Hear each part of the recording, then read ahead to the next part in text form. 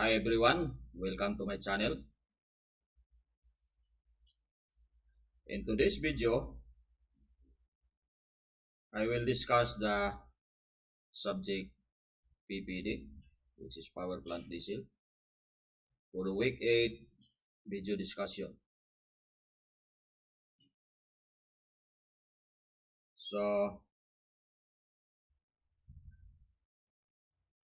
I will discuss the topic lubrication, fuel injection, cooling, and fuel system of diesel engine. So, the topic of the discussion will describe the fluid flows of the fuel oil, the lubricating oil, cooling fresh water, cooling seawater. So, the systems in the diesel engine propulsion plant. So, I have also to discuss the diesel engine lubricant types, the properties, and applications.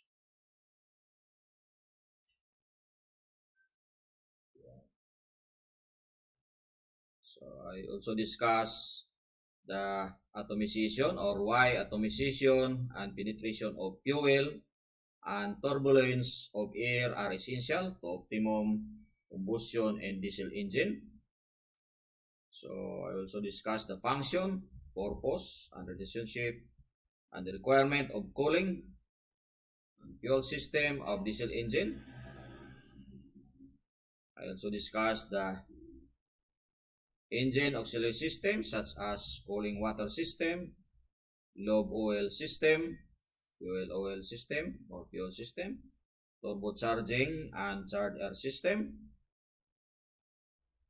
are very much important for smooth diesel engine operation.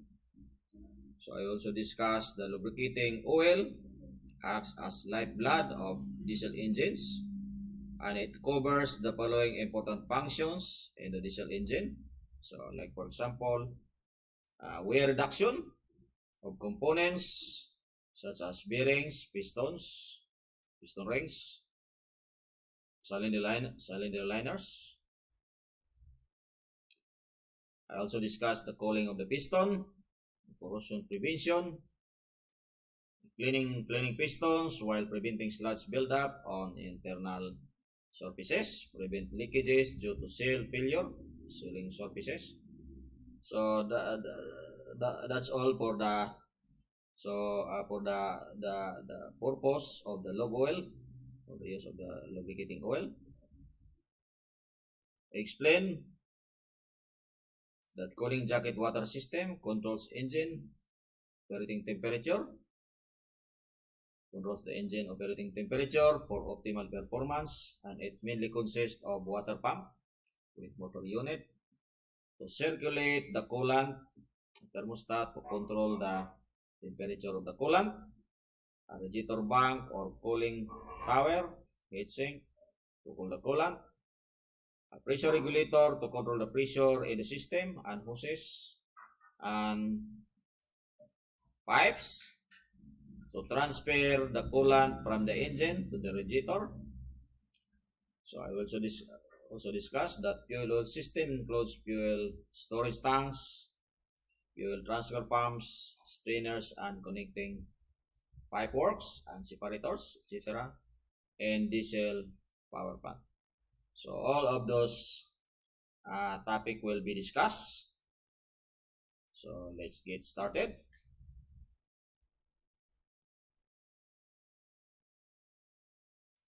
So in here we have what is marine fuel oil system. So this is a question.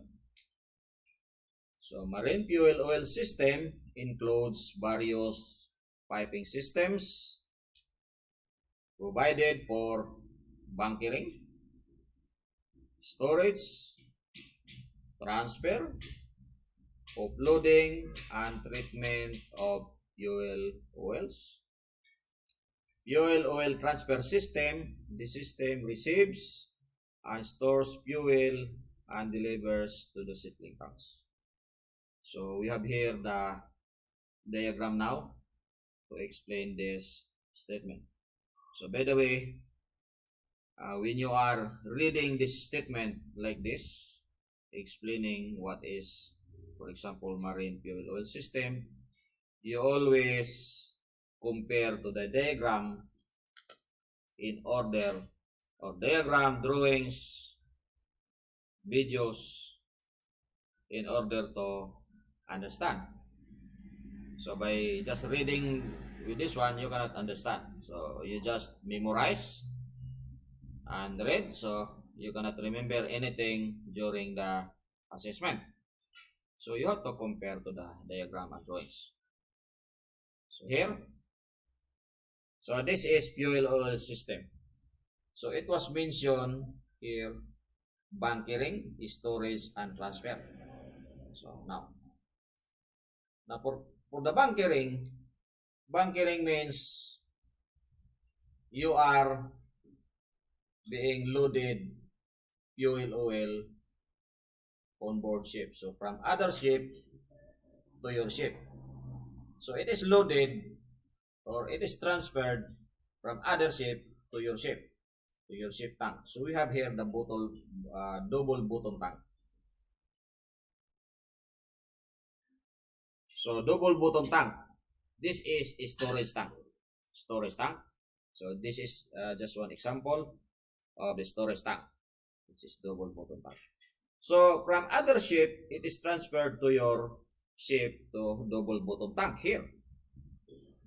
So now, from your double bottom tank, there is a heating in here. So it is maintained at around 50 degrees Celsius as concern the pumpable temperature. So you can pump in this temperature. So you can pump also with a lower temperature, but it will cause noise to your pump. So cavitation, and it is not advisable with to pump below 50. So if the heating system is not working, so you are forced to pump with a lower temperature. But it is advisable to set up to 50. So in 60, it is not also advisable. It is already alarm temperature. So you better maintain 50 degrees Celsius in the double bottom tank or in the storage tank. So in the double bottom tank, there is what we called here in the engine room, fuel oil transfer pump. This one. So this is fuel oil transfer pump. So this one. So fuel oil transfer pump. So by the use of fuel oil transfer pump, you transfer your fuel oil from storage tank to settling tank. Here. So the question now, is this fuel in the settling tank ready to feed to the engine for the consumption? So the answer is not. So not yet ready. So you need a purification of this fuel. So why? So your fuel oil containing a lot of impurities. So for example, there is a water content, water mixture. There is a sludge content. There is a solid content. So there is impurities in short. There is impurities in your fuel oil. So it is carried from handling the fuel oil. So from barge to your ship, from refinery, from somewhere. So it carries impurities. So you need to purify this fuel. So now you have here the feed pump. So this is feed pump. So your feed pump taking suction from your settling tank and delivers to the fuel oil heater. So this one. And it enters to so separation temperature is around 90 to 95 degrees Celsius or centigrade. So it will deliver to your centrifuge or fuel oil purifier or centrifugal purifier, 1 and 2, this one here. So in this diagram, it is series, but this is not correct here. So there is a line that you can use number 1 and you can use number 2. So this is just for demonstrating. So after there, purification, it will delivers to the daily service tank or the D tank or the daily service tank or the D tank. Daily service tank heavy oil or heavy fuel oil. So this is 1 and 2, number 1 and number 2. So is this ready to feed to the engine for the consumption? Yes, but there is still a purification in this area.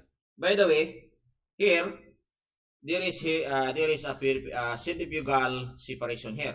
No, gravity separation here in the settling tank, and here in the centrifuge or the purifier is a centrifugal purification or centrifugal separation. So here there is what we call the gravity separation and the evaporation separation. So why evaporation? Because the moisture content here due to the heating, this one is heater, this is heating coil, it will evaporate to the atmosphere. But the remaining here, moisture will be settled down here, and the engineer on watch will drain every time. So it is drain. It depends on the condition of the fuel. So if it is a lot of moisture, so they will drain here during the wash periodically. So for example, every 2 hours or every 1 hour. So it depends the condition. So the engineer will drain here. So that is already a gravity separation because the density of oil is 0.9 something, and the moisture is 1.0 or 1 point something. So it is normal that the moisture will be settled down, so the engineer can drain. So here is the centrifugal separation, which is done by the purifier. So here, and another here in the service tank, there is also the residual moisture. So it is also evaporated to the vent, to the atmosphere, and it can also be drained here by the engineers on watch. So now, supposedly the suction is here around on the top here, this area. So it will not suck with moisture. So now your fuel oil is ready to feed to the engine. So now it goes like this. So you have here is the gravity. So there is only booster pump, but there is no circulating pump. But normally there is a booster pump here, and the next is the circulating pump. But in this system, this system, it is supplied by gravity. You see, you cannot see pumping, so by gravity, so it will go into the three-way valve. So from number 1 or number 2.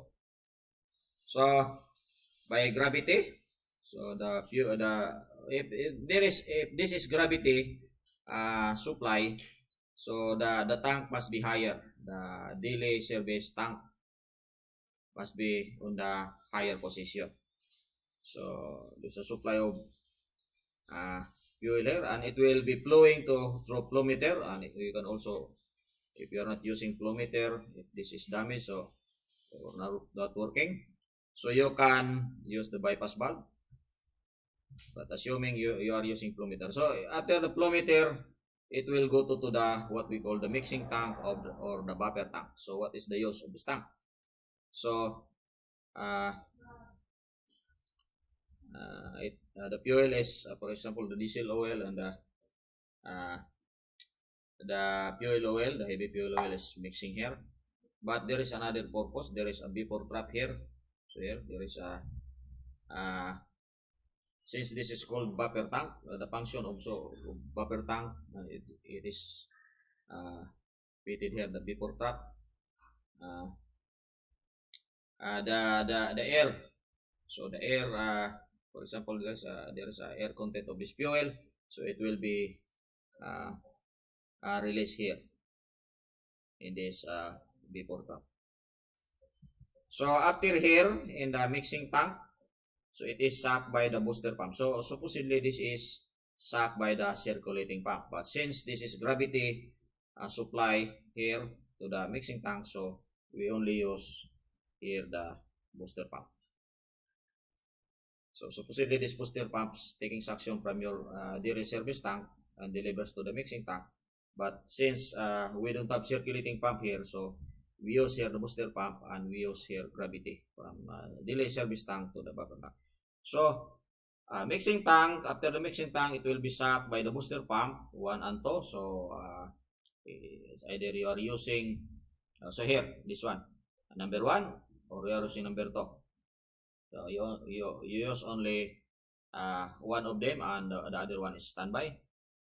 And it will deliver to the fuel heater. So why? From the service tank, you have only 90. I think sometimes 80.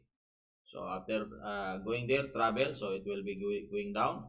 So it will pass through the heater to heat the fuel oil to up to 125 degrees Celsius to 135 degrees Celsius. Because you are not allowed fuel oil to run the engine with the temperature of below 80. If the temperature below 70, your injection pump will be stuck up and it is hard to atomize the fuel. It is hard to burn the fuel.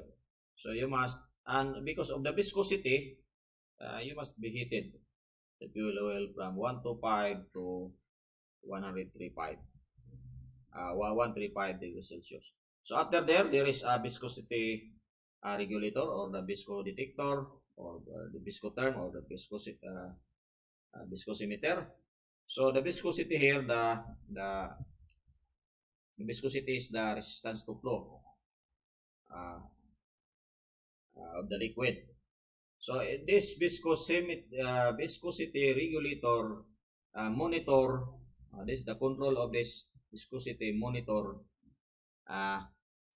the viscosity of the fuel, and it will open more steam heating here due to the monitoring of this viscosity. For example, the viscosity is 12.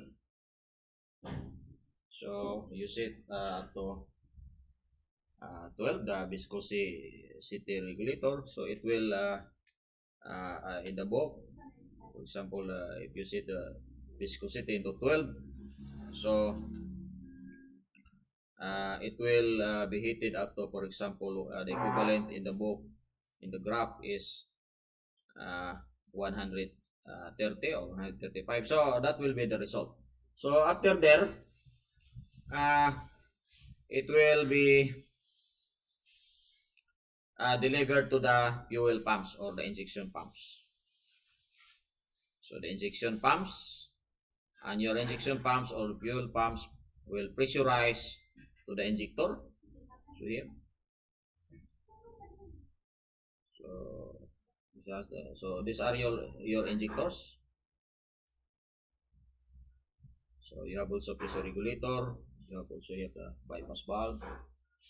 Bypass back to the, so you control the pressure. For example, the pressure regulator is not working.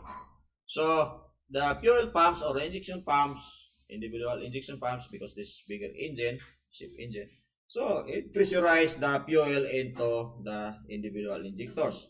So this is your engine individual cylinders. So it is supplied fuel. So atomized fuel.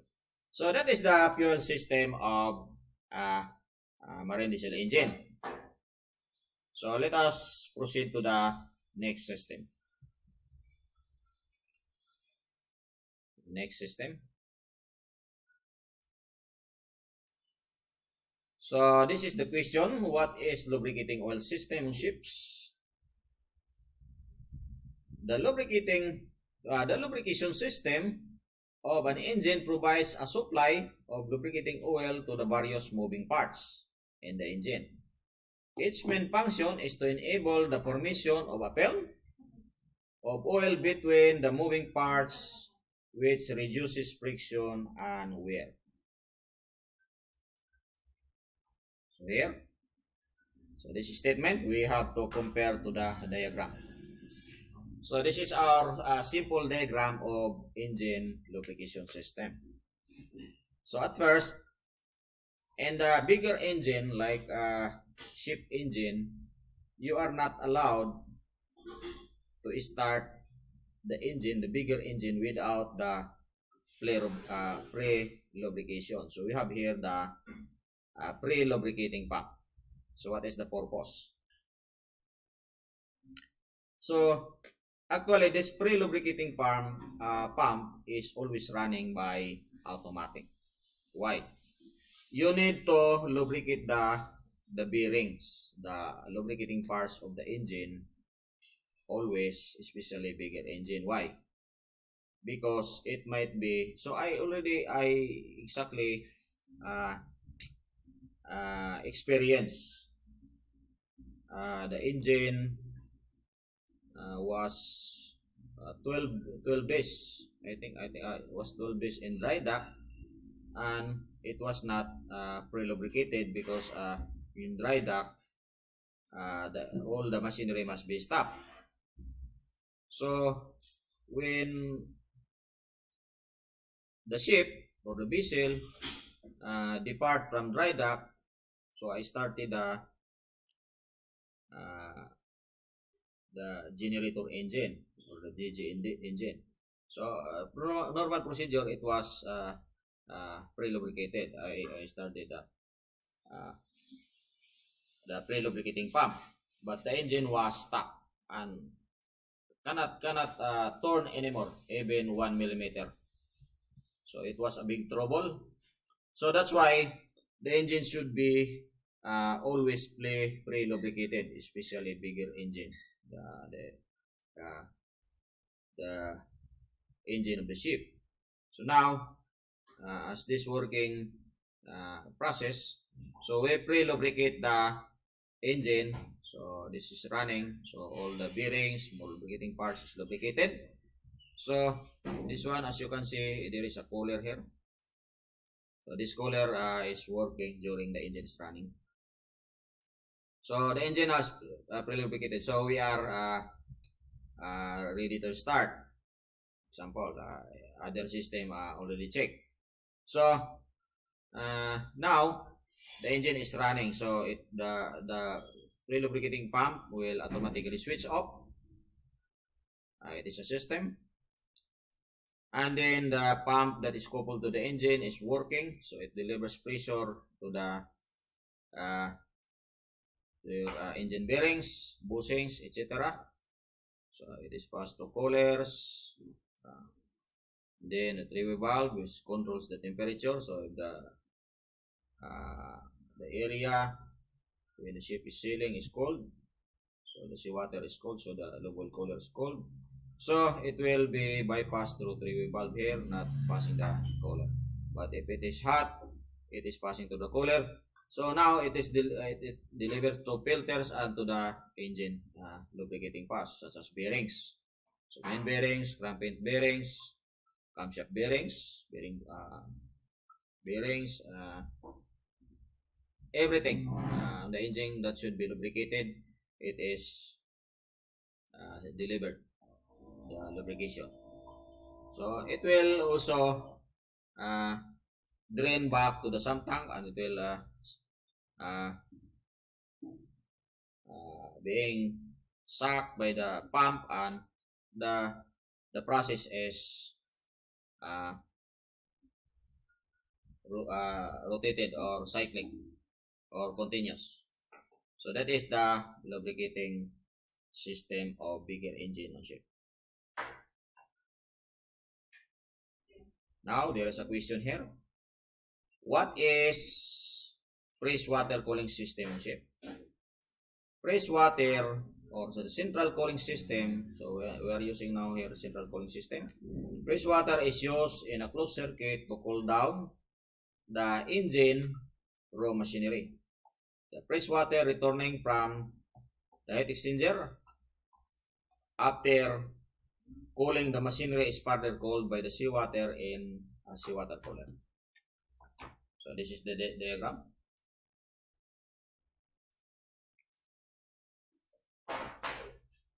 So I cannot see here the, by the way, I will tell you. So this is your central cooling system. So this is your main engine. Now, let us take a look at the circuit of the high temperature fresh water. So the circuit of high temperature fresh water is here. So as you can see here, there is a jacket water pump for high temperature fresh water, cooling fresh water. So your jacket water pump will take suction through the circuit. So here, as you can see the arrow. So now you have the suction from the aerating tank. And by the way, your aerating tank remove air. So I write here, you cannot see because I write in this side. So the aerating tank remove air content of the water. So sometimes there is bubbles in your cooling water. So it is removed by bubbles of oxygen. It is removed by your aerating tank. So your jacket water pump taking suction. So it delivers to the jacket water cooler. So your jacket water cooler, this line is low temperature fresh water. Low temperature fresh water, and it passes through the other side of the tube, the inside of the copper tube, the brass tube, or the tube sheet of this jacket water cooler. And your high temperature fresh water is passing through outside of the tube. So there is an exchange of heat. It will be there will be an equilibrium because your hot water, the high temperature water will become cold, and your low temperature fresh water will become hot. So there will be an equilibrium happen as the thermodynamic process is concerned. So after there, if your high temperature fresh water is cold, so it will be passes through bypass. This is bypass through three-way valve controlled by your PID controller. So PID controller is the proportional integral derivative controller. So this three-way valve is controlled by PID controller. So if hot, so it will be passing through your jacket water cooler.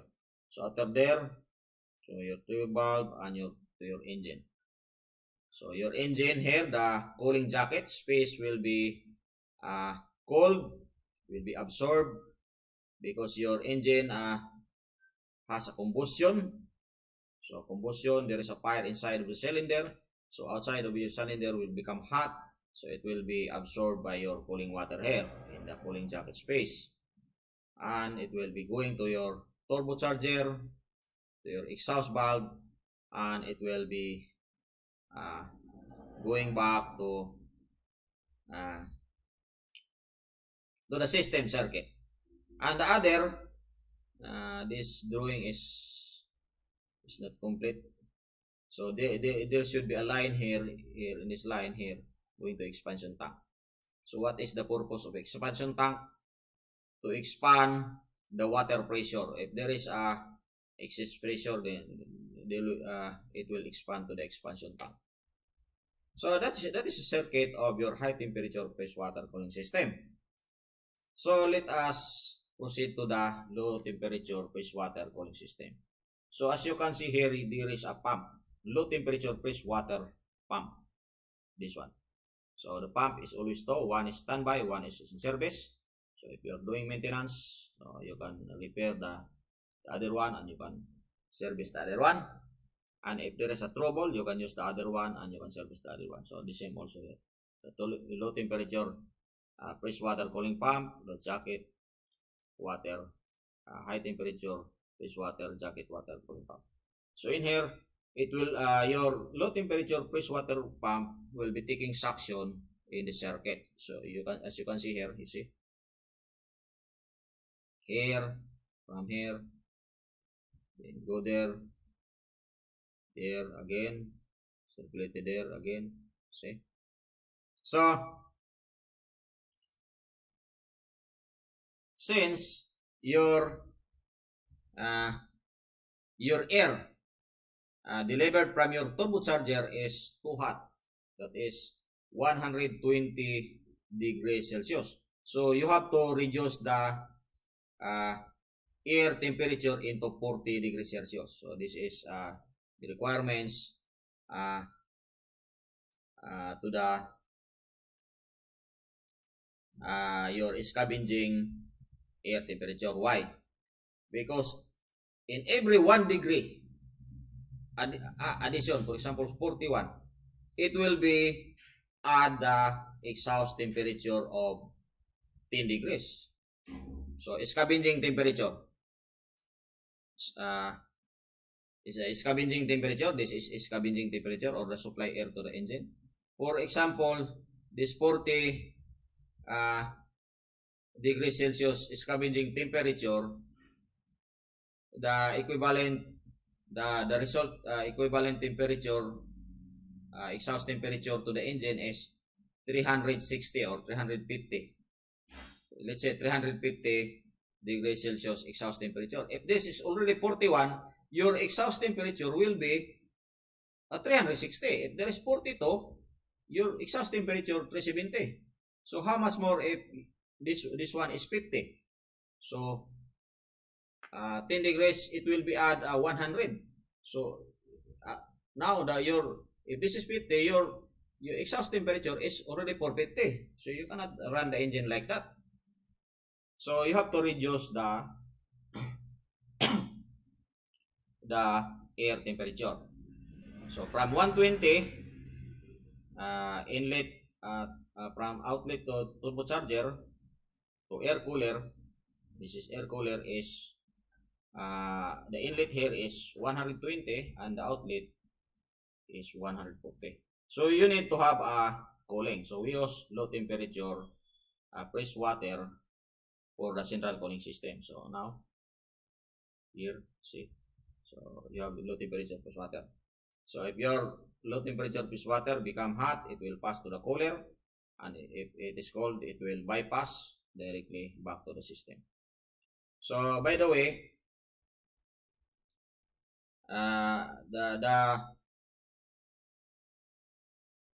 the low temperature press water here is being cooled by the seawater. So this is seawater inlet and the seawater outlet. So this is central cooler 1 and 2. So in duplex or double. So number 1 and 2. So your low temperature press water is cooled by the seawater in the central cooler. Your air in the air cooler from the turbocharger is cooled by low temperature press water. Your lube oil is cooled by low temperature press water, and your high temperature press water is cooled by low temperature press water. So this is the circuit. This is the circuit of the low temperature press water. See? And this is the circuit of high temperature press water. See? The circuit. And this is also a circuit, the circuit of the seawater. So seawater in and seawater out. So from sea to sea, from overboard to overboard. So we will maintain the temperature in our lube oil in a lube oil cooler. So from engine, it is 55, outlet of the main engine, and we will reduce to 50. So why we maintain in this temperature inlet to engine is 50? Because of the viscosity. We maintain the viscosity of the oil. So if higher than this, for example, already 60, so the viscosity of your lube oil will be lower, and the pressure of your lube oil will be going down, and it is not advisable to the engine to lubricate with the lower pressure, because the lubricating parts such as bearings and everything will be not properly lubricated because of the low pressure, so it will be damaged. So we maintain the temperature of 50 for lube oil inlet to engine, so that to maintain the viscosity of the oil. And here we maintain the temperature of the air from 120 to 240. So 120 inlet to air cooler, then outlet from air cooler is 40. So this is combustion temperature, because this is have a big relation to the exhaust temperature, because in 1 degree increase of the scavenging temperature will be the exhaust temperature will increase 10 degrees. So we maintain that temperature. So here, what is the use of the freshwater generator here? So the freshwater generator heating the seawater for the evaporation. So by the use of high temperature freshwater from the engine. So this freshwater generator converts seawater to freshwater. And here we have auxiliary engine. So this auxiliary engine, we use this one, the outlet water of the auxiliary engine when the vessel is in port. So we will use to preheat the engine, the main engine cooling water to 65. So we maintain 65 preheating temperature. So we use the cooling water from the engine. So this is 80 outlet. So it is circulated to the engine, the main engine, and back to the the diagram. There is a discrepancy of this diagram, but we use this one to preheat the water 65. So this one here. So going to engine, so preheat, so back here. So this should be a connection here to go back to the auxiliary engine. So we preheat the cooling water when the vessel is in port by the use of the auxiliary engine cooling water. So that is the explanation of the cooling system. So we have here the seawater circuit. So since we are using central cooling system, we have here the seawater circuit. Seawater circuit, the seawater is used as a cooling media or medium, and a large seawater cooled heat exchangers. So the freshwater cooler, low temperature freshwater cooler. So to cool the fresh water of the closed circuit, they are central coolers of the system and are normally installed in a duplex. So here, so this is described. This is central cooler. You see, this is central cooler. So the low temperature fresh water is being cooled by the seawater in the central cooler. So we have also another system. So this statement belongs to here, so central cooler. There is also another system which is here. We have here the seawater circuit also. So we have here the starboard switches or starboard side switches, the port side switches. So switches wherein the seawater entry from the hull of the ship, or the keel of the ship. So this is switches, this is box here, and this is a big pipe. So from the switches, we have the seawater pumps 1 and 2. So taking suction here and delivers to the cooler. So delivers to the charged air cooler. So from turbocharger, air from turbocharger outlet inlet to the charged air cooler is 120. We will reduce to 40 degrees Celsius. And here also the piston water cooler. So this is there is a fresh water in here on the other side, and it's not shown here, but it is used to cool down the piston in here. So we cool also this fresh water by the seawater. We maintain this fresh water up to 55 degrees Celsius. So we cool down the fresh water by the use of seawater. And we cool also lube oil by the use of seawater. So we maintain a lube oil temperature from outlet from the engine 55 to we reduce to 50, and we maintain in this temperature to because of the viscosity relation. So if higher temperature of the lube oil, the viscosity will be lower, and it is not advisable to the engine because the pressure will be going low. So if too cold also, it's not also advisable. For example, this is 30, the oil temperature. So it is it is not advisable to lubricate the engine because of the viscosity. And also I experienced the pipe are vibrating when too low temperature, low oil temperature. So we maintain the 50 degrees Celsius. Here also jacket temperature. So here we cool down the lube oil by seawater, and here we cool down the jacket water. So we have jacket water here to cool down the engine. We cool down the jacket water, the high temperature water we cool down by the use of seawater. So after there, the seawater will be going back to overboard. So it is coming from overboard. Here, it is coming from the sea, and it is discharged also to the sea or overboard. So the temperature we maintain, the outlet of the engine is 80 normally, or 80 to 85, but it is very advisable that we maintain 80, and it is also advisable that we maintain 70, the inlet to main engine. So this is outlet and this is inlet. So outlet from engine and inlet to engine.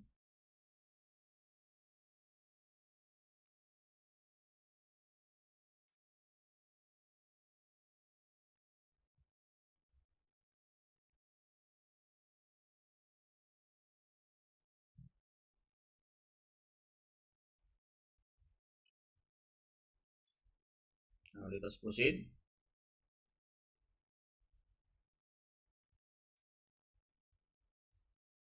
So we have here the types of engine lubricants on ship's engine. So first we have cylinder oil, system bearing oil, auxiliary engine system oil, or diesel generator engine system oil. So this oil is this one is in drum, but for the bulk supply it is direct from the tank, from the barge tank to the ship tank. But if the engineer order in drum, so it is supplied by this. So what is cylinder oil?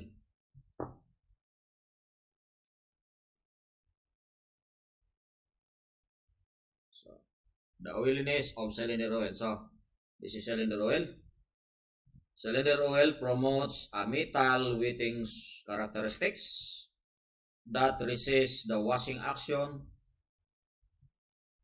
of water and maintains a tenacious oil film in the surface of the engine cylinder. Improves operation. The anti-foam inhibitor ensures smooth delivery of lubricant to working surfaces. So we read all this one, and we have to refer to the video, to the picture, to the drawing.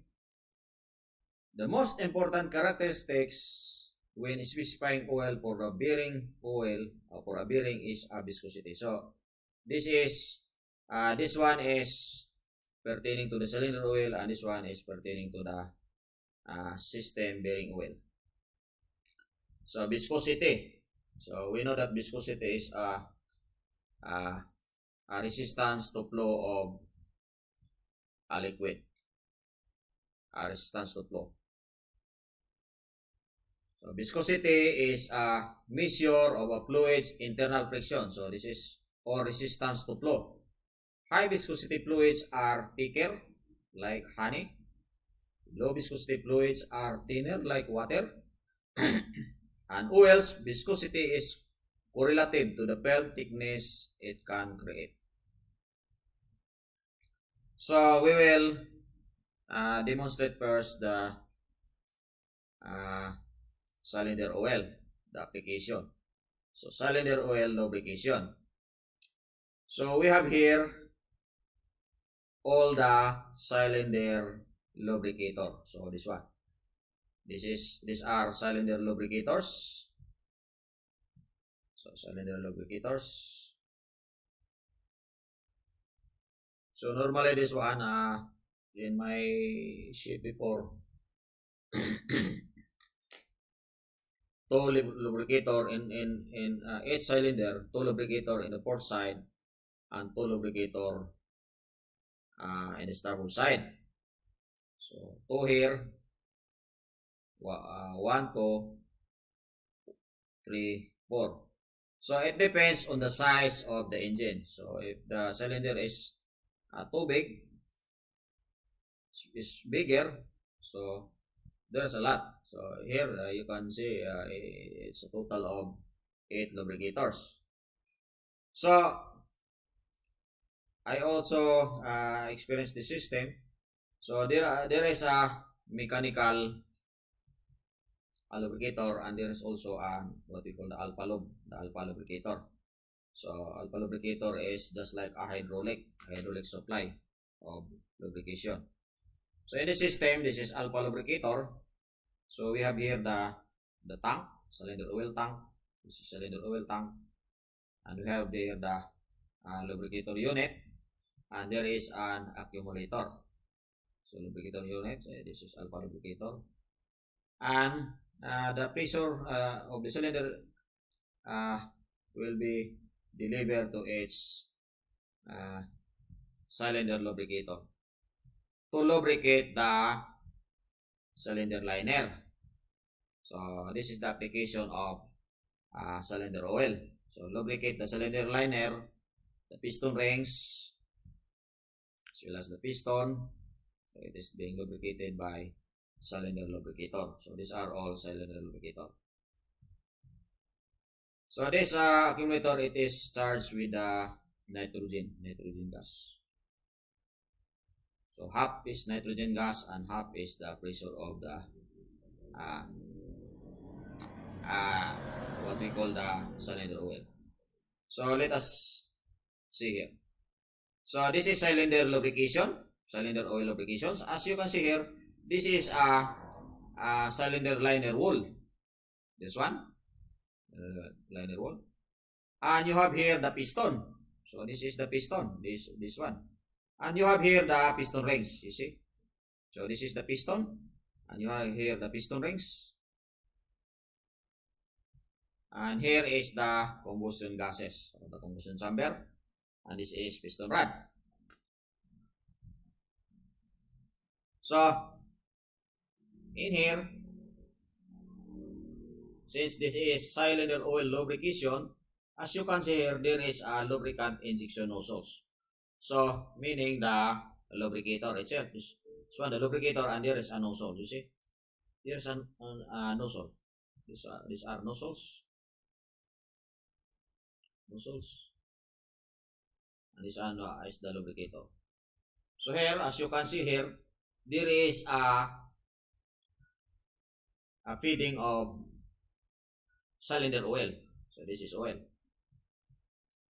So as the reciprocating motion of the piston in a rapid speed, in a rapid motion, reciprocating motion, this cylinder liner wall inside the cylinder liner wall is being lubricated, as well as the piston ring. So as well as the piston ring. See? So to avoid damage to eliminate friction in this cylinder wall and the piston rings. So that is the application of cylinder oil lubrication. So here, we have here the application of the system oil lubrication or system oil bearing lubrication. So here, as we this is different from the smaller engine like a car engine that we have to start immediately.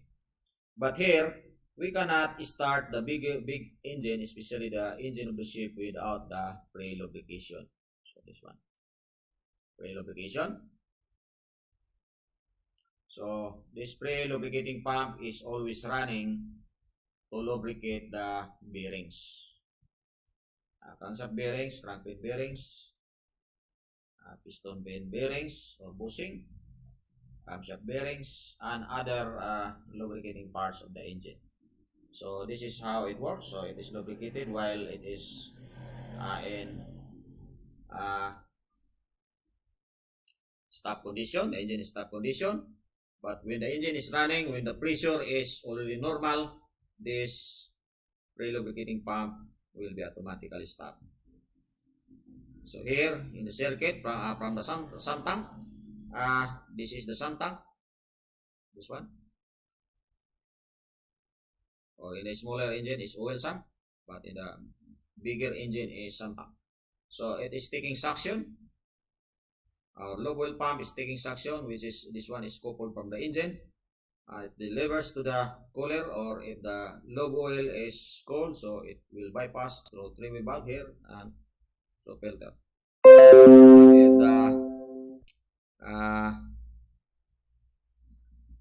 If the low oil is hot, so it will pass to the cooler and it will pass to the three-way valve. So the three-way valve will open to the cooler and it will pass to the cooler, valve to filter, and to the engine bearings. This one. So all the bearings of the engine will be lubricated. So that is the application of the system oil bearing bearing lubrication. Next, we have here the atomization. Atomization refers to separating something into a fine particles. It is a process of breaking bulk liquids into a small droplets. So as you can see here, this one in the tank, this fuel in the tank is a liquid. So you cannot burn a liquid. Actually, the burning is if you have a liquid fuel in the tank. If you, for example, if you burn in a container, so the liquid fuel is not burned. Actually, the fumes is being burned by the fire. So this is almost fumes, you see. So now it says here it is breaking bulk liquids into small droplets. So as you can see here, this is spray. So this is almost air, you see. This is atomized. That's why it is called atomization. See, from here it is atomized into small particles, small droplets. So almost, as you can see here, almost air. So it is easily to burn. And the power of your engine is higher when it is properly atomized. So this is atomization, remember? The keyword is breaking, is a process of breaking bulk liquids into small droplets. So that is atomization. So here, penetration. So this is the combination, a combination of atomization, penetration, and turbulence. So penetration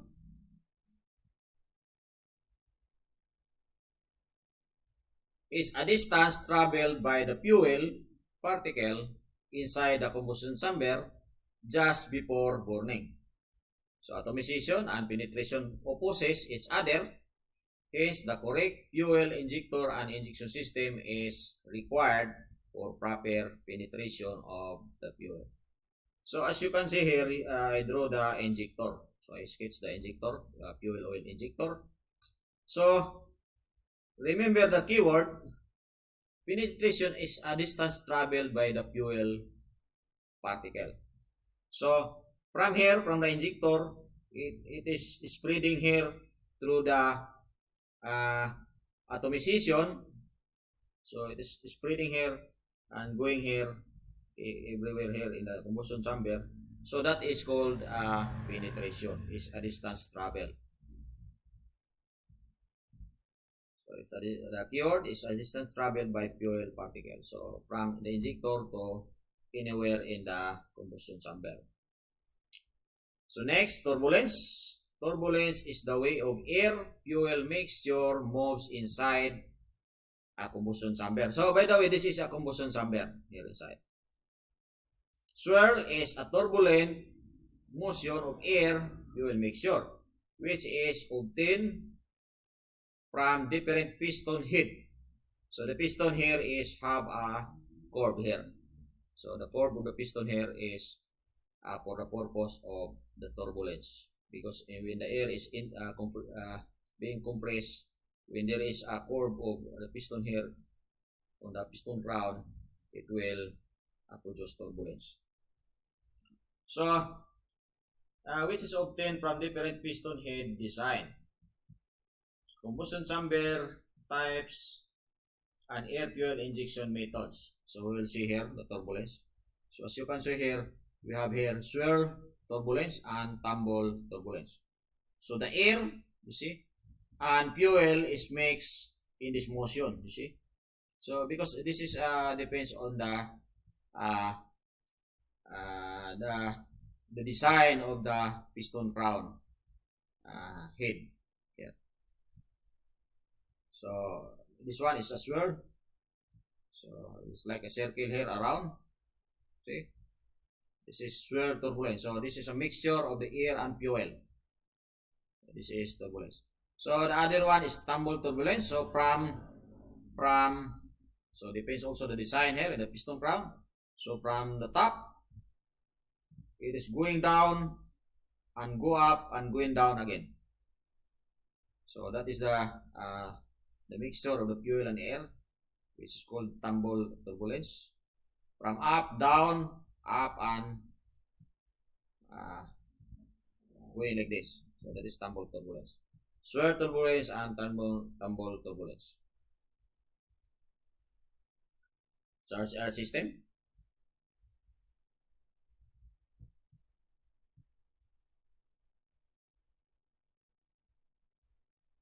Charged air system. A charged air cooler is used to cool engine air after it has passed through a turbocharger. But before it enters the engine, the idea is to return the air to a lower temperature from the optimum power of the combustion process within the engine. So the system is like this. As I discussed a part of this video, as I discussed earlier, your air from the atmosphere, from the engine room, is engine room temperature is around 40. It depends on the area where the ship is sailing. It depends on the place where the ship is sailing. So around 40 to 54, 40 to 50 to 54, something like that. So that is also the air temperature.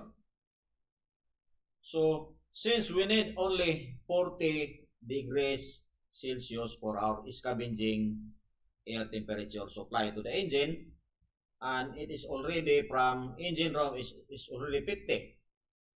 So after when the turbocharger taking suction from the engine room, it will be compressed by the compressor, the turbocharger. So when it is compressed, it will become hot up to 120, as discussed earlier. At 120, uh, degrees Celsius. So we don't want that temperature to supply to our engine. So we need to reduce. So our charge system must be cooled up to the inlet of the turbocharger to air cooler. Charge air cooler is 120 and the outlet of the air cooler is 40. So that is the use of the uh, charge air cooler. So why? Uh, if the air is hot in the engine, as I discussed earlier, supply to the engine, there are a lot of moisture produced to the engine. So one reason. And if there is a lot of moisture, there is water. Because hot temperature of air can produce a lot of moisture. And other reason also, which is very important, is in scavenging temperature, in every increase of 1 degree of air temperature supplied to the engine, it will increase to the exhaust temperature of 10 degrees. So in every 1 degree of scavenging temperature increase, it will increase also to exhaust temperature of 10 degrees. So if it increase of 10 degrees scavenging temperature, it will increase 100 degrees Celsius to exhaust temperature. So you cannot run the engine with too much exhaust temperature. So that's also the reason. So we'll proceed here. The objective of a turbocharger is to improve an engine's volumetric efficiency by increasing density of the intake gas, usually air, allowing more power per engine cycle. The turbocharger's compressor draws in ambient air and meaning an engine room, and compresses it before it enters into the intake manifold at increased pressure. So that is the purpose of the turbocharger. So this turbocharger increase the performance of the engine, or to give the maximum performance of the engine. So it's a part of a charge air system. It's a turbocharger. So we have here the turbocharger system.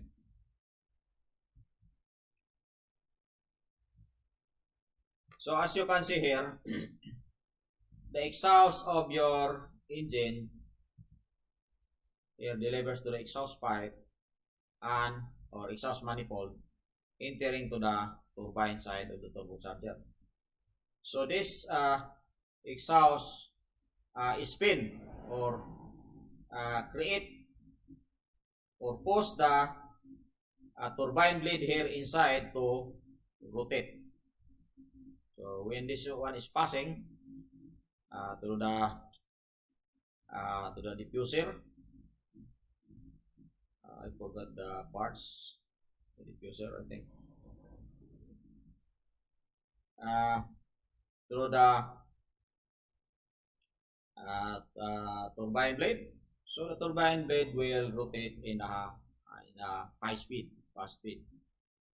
So it depends on the design of the engine. So it around, for example, for low speed engine, the turbocharger speed is around 16,000 or 18,000 revolution per minute.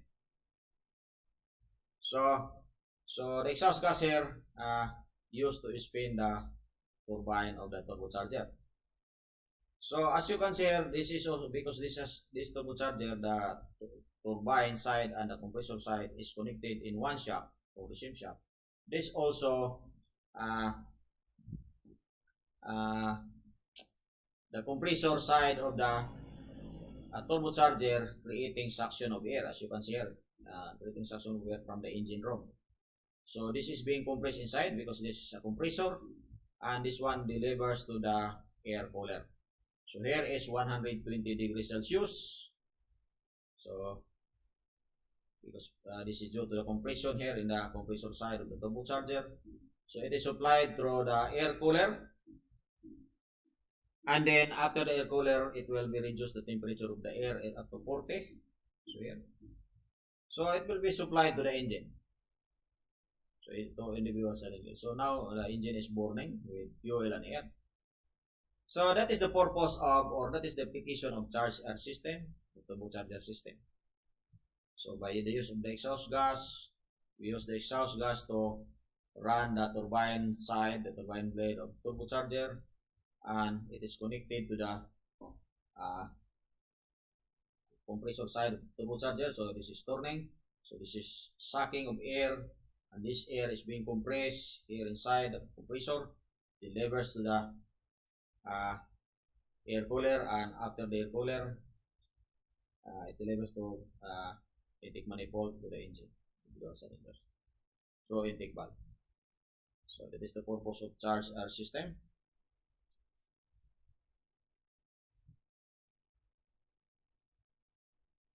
So we have here the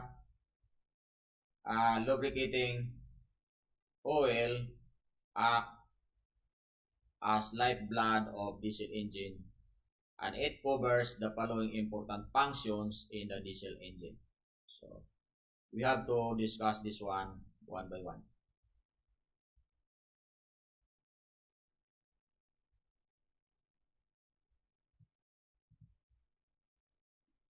So first, functions. Wear reduction of components such as bearings, pistons, piston rings, cylinder liners, cooling the piston, corrosion prevention, cleaning pistons while preventing sludge buildup on internal surfaces, prevent leakages due to seal failure, sealing the surfaces. So we have here the drawing.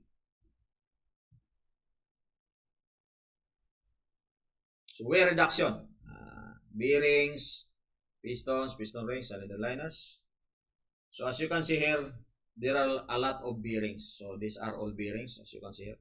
This is Babbitt bearing. This is upper bearing, and this is the lower bearing.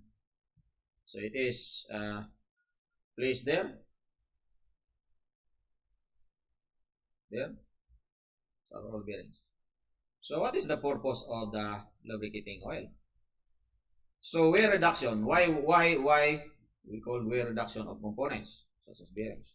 As you can see here. So here you have the oil supply holes.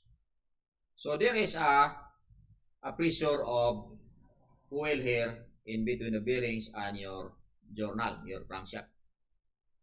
Because without the lube oil, there is a lot of rubbing action or friction.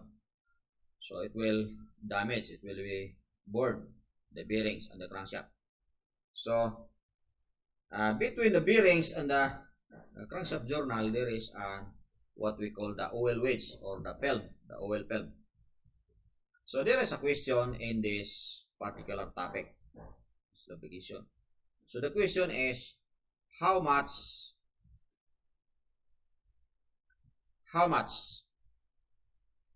the bearing and the crankshaft journal touch each other when the engine is running. So how much? Is it 100%? It is 80%? Is it 60, 50, 40, 30, 20, 10, 5, or 0? So that is the question. So it should be 0%, because there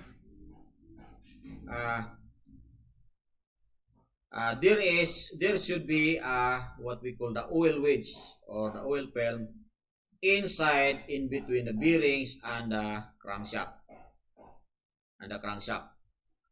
So in between. So to eliminate the friction of the crankshaft journal and the bearings, so that it will not be damaged. So 0%, there is no contact anymore. There is no contact at all. Otherwise, if there is a contact between the bearing and the crankshaft journal during running, so it will be both damaged your engine, the whole engine will be damaged because of the damaged crankshaft and the damaged bearing. So that is the application of uh, the lubrication as the wear reduction of the components, piston and piston rings. So as you can see here, uh, in this piston, this is a cylinder wall, and this is a piston, and these are the piston rings. This is oil rings, and these are the piston rings. So it says here reduction of components such as pistons and piston rings. So if you have lubrication here inside, which is cylinder oil here,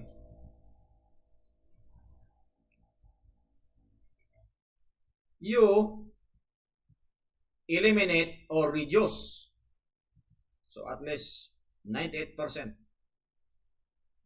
only my estimate, you reduce here the friction. You eliminate the friction between the piston rings and the cylinder liner due to the cylinder oil lubrication. So that is the reduction of wear reduction of the components of the pistons and piston rings because of the lubrication here in between the cylinder wall and the piston rings and the piston. So the lubrication, so wear reduction. So next we have here the of course the liners, piston ring liners. So wear reduction of piston ring and liners and piston due to the lubrication, because of the lubrication. So we have here the corrosion cooling the piston. So we have here cooling the piston. So as you can see here, it is supplied by oil. So this is cruise type engine, two-stroke engine. So oil pump supply from lobe oil sump. So here. So through cruise head, there is a channel here, the cruise head bearing here. So it is supplied to here. There's a hole at the center of the piston rod, and it will be going to the channel of the piston here. So the piston is being cooled by oil. As you can see, this is piston. This is piston. So inside there are channels for the cooling of the piston through the cruise head bearing to the what we call the piston rod. So this is a hollow in the piston rod here. So that is the cooling of the piston. So cooling of the piston. So if we summarize, later on we will summarize. So this is the cooling of the piston. So there is a supply of oil here in this channel. See this pipe and going to the cruise head bearing, and here the cruise head channel, and it will pass to the hollow portion of the piston rod, and it will pass to the inside of the piston channel. Let's see. So this is the cooling of the piston. So we will summarize. Of course, the corrosion prevention. So this one of the characteristics of the lube oil has the characteristics of corrosion prevention. So it can prevent corrosion if there is lubricants. So corrosion prevention of the parts, of the lubricating parts. Cleaning pistons while preventing sludge buildup on internal surfaces. So why it is clean? So as you can see here on the drawing, all of the part here that is being lubricated by the your lubricants. So for example, the piston rings, the piston. As when I was on board the ship before, I was always inspecting the piston. So if it is lubricated properly, the piston rings and the cylinder liner is very clean and very shine. So this is correct. This statement is correct here. Cleaning pistons while preventing sludge buildup in internal surfaces.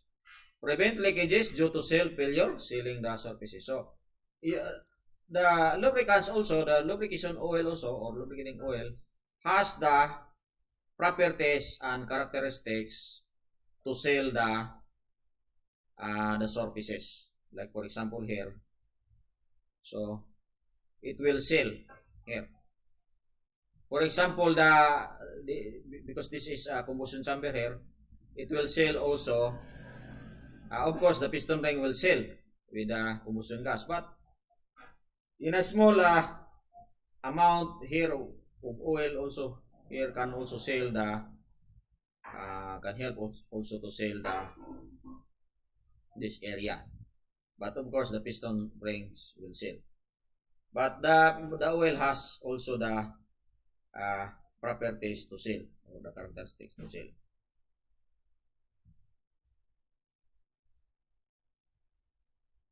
So let us proceed. So this is your main engine lubrication oil system.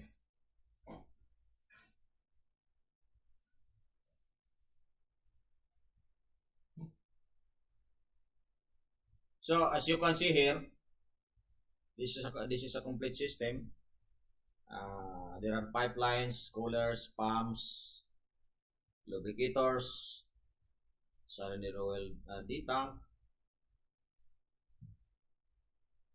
see, sun tank,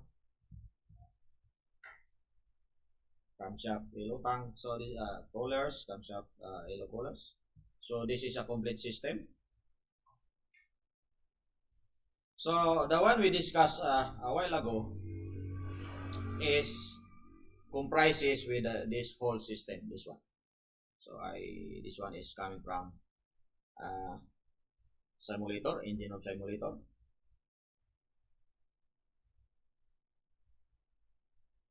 So here lubricating the liners, you see this lubricator, cylinder liner. The system oil also is lubricating with the bearings. So this circuit.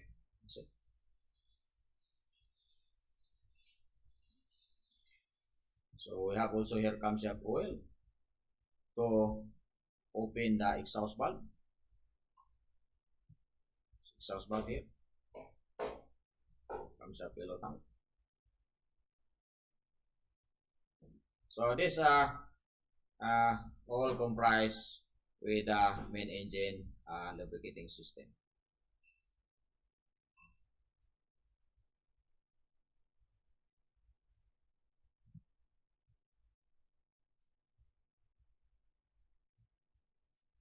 We have here also a separate piston cooling system is used to prevent any possibility of contamination from piston cooling glands. The jacket cooling system is a closed circuit. Water passing from the engine returns through a cooler to the circulating pump and then to the engine. So we have here the diagram. Fresh water system.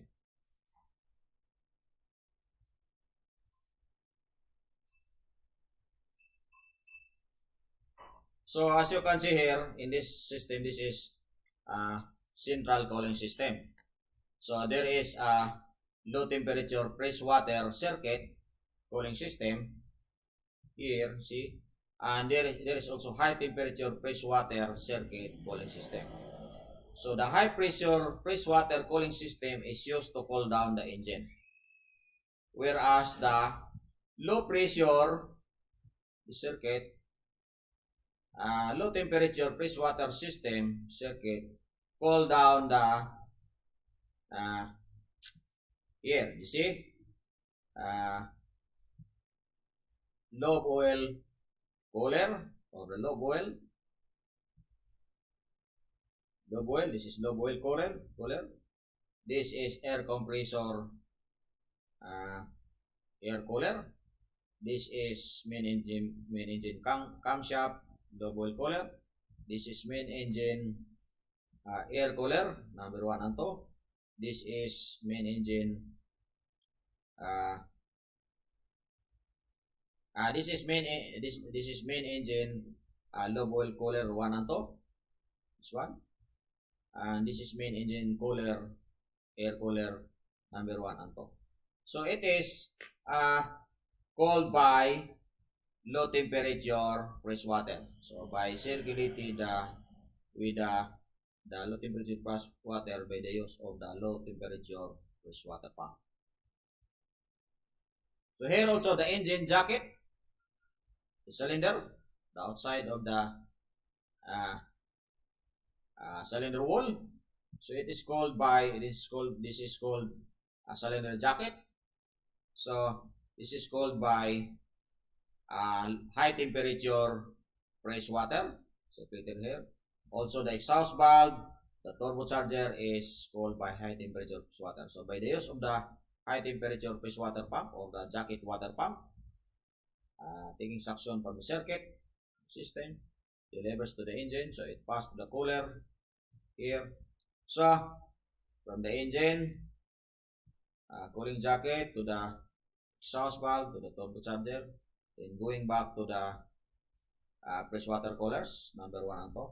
So it's either number 1, you use number 1, or either number 2. So going back to the suction side. So this is also preheated with the steam, but some systems are preheated with the cooling water from the diesel generator. But here the system is preheated by the steam when the engine is in stop condition or when the diesel is in port. There is also a line here, the pipeline here, going to the expansion tank. So when there is excess pressure of the cooling water, so it will expand in this line to expansion tank. So that's why this is called expansion tank, to expand the pressure here in the, because when the fresh water, the high temperature fresh water will become hot, it will expand. So as thermodynamic process is concerned, higher temperature, the pressure also will be higher. So it will expand here, the expansion tank. So the controller also of the temperature is controlled by PID, the proportional integral forgot already, derivative controller, so PID. So it is operated by the feedback system. The next, so we have a topic also with a small engine. So we'll include here the example of the small engine. So we have here the expansion tank. As here, this is expansion tank. For the bigger engine, for the small engine is this one. So we have here the heat exchanger, which is called radiator. But here, in comparison with the bigger engine, this is a cooler, air cooler. But here is a heat exchanger. So by the way, this is jacket fresh water cooler, but here is the radiator. So as you can see here, there is a thermostat, but here is three-way valve. It's a three-way valve. You see, the bigger engine is a three-way valve, but here is a thermostat. You have here the pump, fresh water pump, and it cools down the engine, the jacket, engine, cylinder. See, so this is for a small engine. Bigger engine is a little bit complicated system. So this one for a small engine. Next, thermostat. A thermostat regulates the cooling water temperature and thus the engine temperature. The temperature, the thermostat can warm the engine quickly by bypassing the radiator, or cool the engine by distributing cooling water to the radiator. Its primarily purpose is to ensure the engine does not overheat. So, thermostat. So, as this circulated, you see, return pump suction from the circuit here. So, if the cooling water of the engine is cold, so it will not be passing to radiator. It will pass directly to this line and going back to the engine. But if it is hot, it will pass to radiator and then going back to this line. So that is the purpose of the thermostat. Control the engine the cooling water temperature and the engine temperature. Engine thermostat. So this is engine thermostat. So spring loaded. So by the temperature, it will push here so that the water can pass. So increase in temperature, more push in this area, and more water will pass. Lower temperature, so limited also the water will pass. So a radiator dissipates heat and prevents the engine overheating. In automobile, the cooling medium is air, but larger engines often use a liquid as the cooling medium. Example, ship engines use seawater. So here, radiator. This is radiator. So there's a flow of air in here, and inside is the cooling water. So this is for the smaller engine, radiator, this one. But for the bigger engine, this one. This one is the cooler, the bigger engine.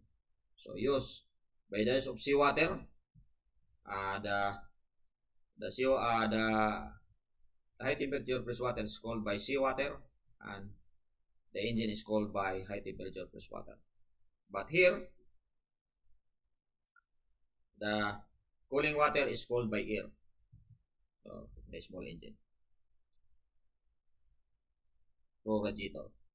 This is radiator. So in engine radiator, the cylinder sleeve ensures that cooling water is distributed immediately throughout the cylinder liner. Combustion occurs within the cylinder liner, combustion space. Consequently, this space is the hottest part of the engine and must be correctly cooled. Cooling water enters at the base of the sleeve and is discharged at the top. So this sleeve is called jacket. This is called jacket to the bigger marine engines. This jacket, but for the smaller engine this is called sleeve. So this one. So here is sleeve for the smaller engine, but for the bigger engine, here it's called jacket. So remember, bigger engine is jacket, but for smaller engine is sleeve.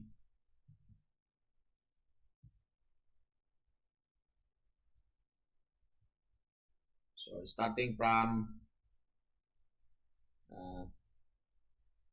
base.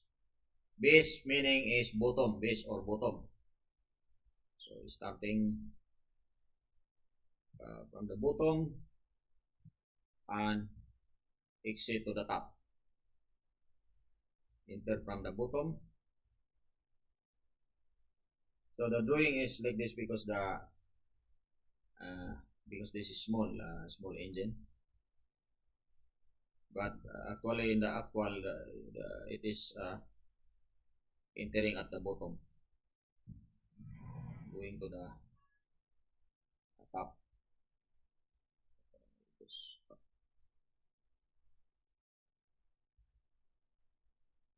Engine coolant. Engine coolant. Coolant or anti-press protects your engine from freezing while defending components against corrosion. It plays a critical role in sustaining engine heat balance by removing heat. In some circumstances, industries engines may be may use other base fluids such as additized water or a mixture of propylene glycol and water.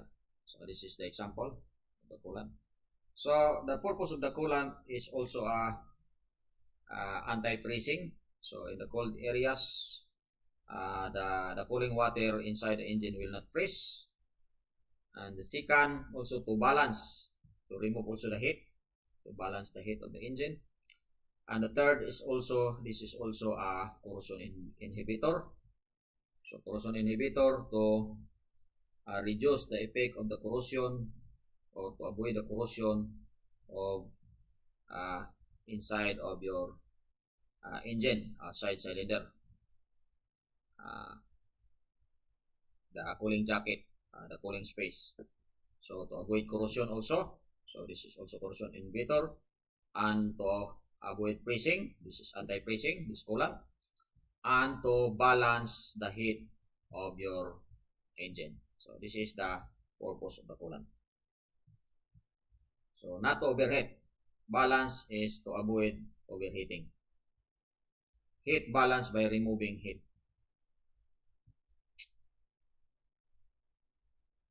So in this example, the coolant is for smaller engine. But for the bigger engine also, we put Rocor NB liquid. So this Rocor NB liquid is a highly effective corrosion inhibitor for the common ferrous and non-ferrous metals in cooling water system. So the purpose also is the same.